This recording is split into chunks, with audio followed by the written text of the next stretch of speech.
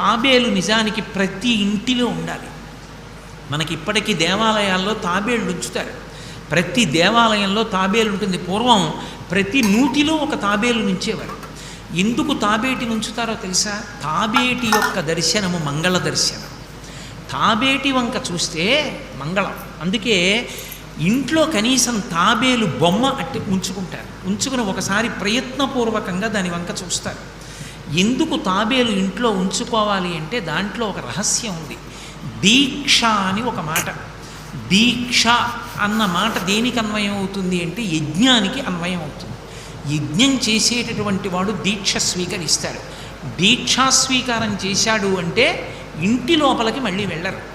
ఇక పూర్తయిన తర్వాతే ఇంట్లో కడతారు. ఇల్లు విడిచిపెట్టి బయటికి వచ్చేసి దీక్షావస్త్రాలు కట్టుకుని మేళతాళాలతో యాగశాల ప్రవేశం చేస్తారు.